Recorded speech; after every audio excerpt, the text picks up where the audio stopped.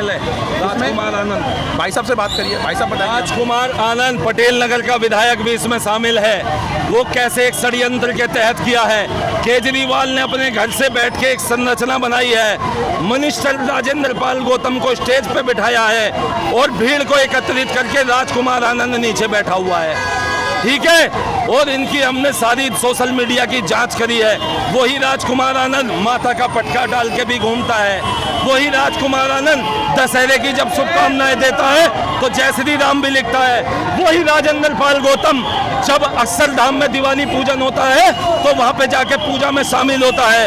वही राजेंद्र पाल गौतम जब अभी 4 महीने पहले महाराष्ट्र में निकाय चुनाव होते हैं तो निकाय चुनावों में जाकर के वो तिलक लगा के बैठता है। वो भूल जाता है मायावती का नारा। वो कहते थे कि तिलक तराजू और तलवार इनके मारो जूते 4 है। ये उसी प्रोपगंडे को अपना के देश में दंगा भड़का रहे हैं। क्यों? क्योंकि इनकी मुस्लिम तुष्टीकरण की राजनीति फीकी पड़ गई है। देश का जो सच्चा मुसलमान है डॉक्टर रिजवान अहमद जैसा, ठीक है, वो जाग चुका है, वो देख चुका है कि पीएफआई केवल इस देश में आग लगाना चाहती है, इसलिए पीएफआई बैन हुई है। लेकिन इनके मरोड़ी आरएसएस भी तो नफरत की राजनीति करती है, नफरत फैलाती है समाज में, उसको बैन क्यों नहीं किया जा रहा? आरएसएस कौन सी नफरत फैलाती है? जब कहीं बाढ़ आती है, जब कहीं बाढ़ आती है, जब कहीं आपदा आती है तो वहाँ खाने के पैकेट लेके जाती है आरएसएस, नाव लेके जाती है आरएसएस, लोगों को बचाती है आरएसएस। देखा नहीं है आपने कभी? कट्टरता की बात करती है वो, हिंदू कट्टरता की। क्या कट्टरता है हिंदू की? अगर हिंदू खुद को हिंदू कहे तो आप इस सांप्रदायिकता के चक्रव्यूह में क्यों घेर के खड़े हो जाते हैं? ओवैसी को आपने कभी आज तक कट्टर बोला?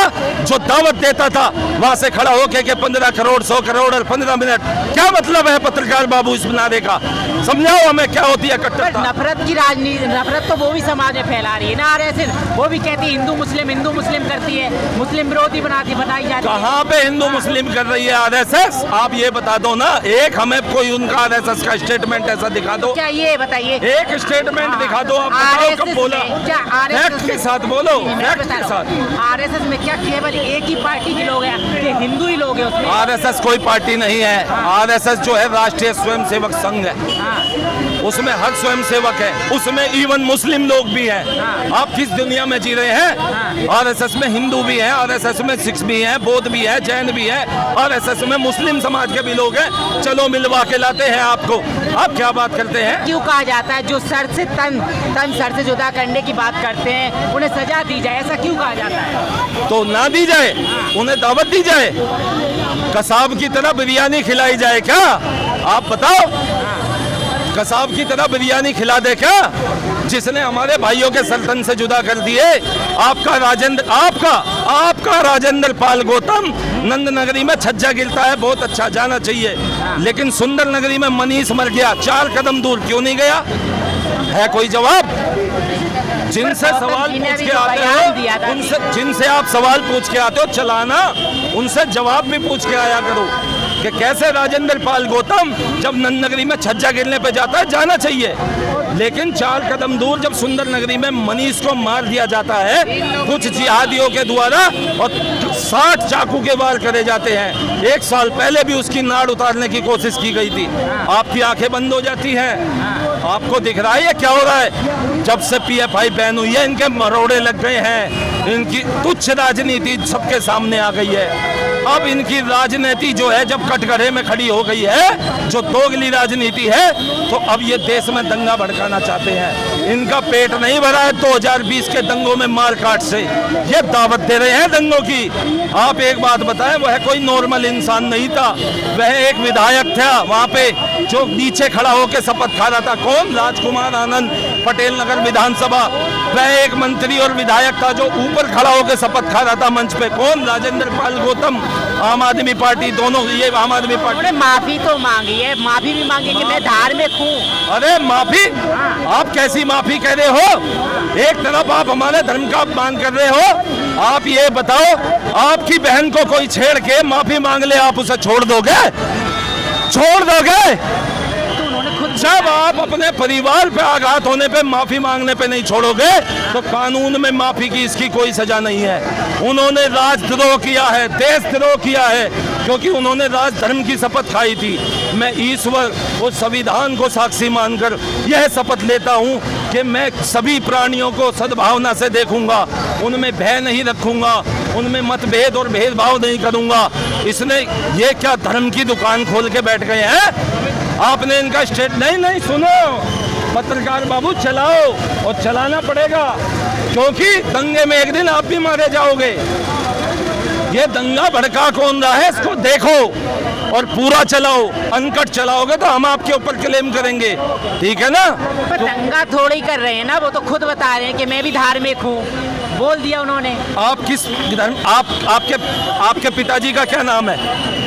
आपके पिताजी का क्या नाम है बताएंगे? क्या नाम है आपके पिता का? नरेश कुमार। अगर कोई व्यक्ति आपको बोले आप नरेश कुमार जी की वंशज नहीं हो, क्या करेंगे आप? तो उन्होंने ऐसा क्या बयान, आप क्या करेंगे? आप जब तक इसका जवाब नहीं हो चलेंगे। हम ये कहना चाहते हैं कि हमारे इष्ट देव हैं प्रभु श्री राम, हमारे देव हैं महादेव, हमारे 33 कोटि देवी देवता हैं। आप एक राज धर्म की शपथ खाने के बाद, जनता में भेदभाव न रखने के बाद, आप क्या धर्म की दुकान खोल के बैठ गए हो? वही राजकुमार आनंद जैसा ही दिल्ली पुलिस पर ट्वीट जाता है, अपना वो बुद्ध धर्म के स्टैंड से वापस हो जाता है। क्या है ये? दिखाओ ना आप। राजकुमार आनंद के मुंह पे कैमरा लगा के पूछो क्यों उसने पोस्ट डिलीट कर ली। ये देखिए ये राजकुमार आनंद की जब ट्विटर पे कंप्लेंट गई, दशहरा की शुभकामनाएं, ठीक है? यहाँ पे देखिए, ये देखिए, ये माता की चुन्नी, ठीक है? यही राजकुमार आनंद वहीं बैठे हैं, देखिए ये भी वहीं बैठे हैं, वहीं शपथ खा रहे हैं। ये विधायक हैं ये। इन्हें कुर्सी इनकी तोड़ के रख देगी अब जनता, क्योंकि ये वही दोगले लोग हैं जो चुनाव के टाइम पे माता की चौकियों में भी जाते हैं, प्रभु श्री राम यात्रा में भी जाते हैं, सर्वधर्म के लिए जाते हैं। तुम कैसा धर्म का अपमान कर सकते हो? क्या करने वाले आप लोग, आगे क्या करने वाले हैं? हम इसमें सोमवार को दिल्ली पुलिस से निवेदन और आवेदन और शिकायत पत्र लेकर के जाने वाले हैं कि इन्होंने जो ये दंगा जैसे माहौल बनाया है, इस पे सख्त से सख्त इनके खिलाफ दंगा भड़काने, ब्लास्फेमी करने और लोगों को उकसाने और राजद्रोह का जो है इसमें वो करने वाला इनका कृत्य करने पर इन पे FIR हो और विधानसभा से इनकी विधायिका जो है खारिज। आज आप लोग केजरीवाल के विरोध में, जो हिंदू विरोधी बताए जा रहे हैं, उसके खिलाफ प्रोटेस्ट कर रहे हैं, तो क्या कहना चाहते हैं? मैं ये कहना चाहता हूँ कि देश की जनता और हिंदुओं, देख लो, अपने कानों को खोलो, ये जो बोलते हैं इनको सुनो, आंखों को खोलो, जो ये कृत्य कर रहे हैं वो देखो। इन्होंने कल 10,000 हिंदुओं का धर्मांतरण कराया, उन हिंदुओं का कराया जो गरीब है, जो कम पढ़ा लिखा है, जो अशिक्षित है, जो गुमराह है, उसको गुमराह करके इन्होंने 10,000 हिंदुओं का धर्मांतरण कराया। और कराया किसने? इनके मंत्री ने।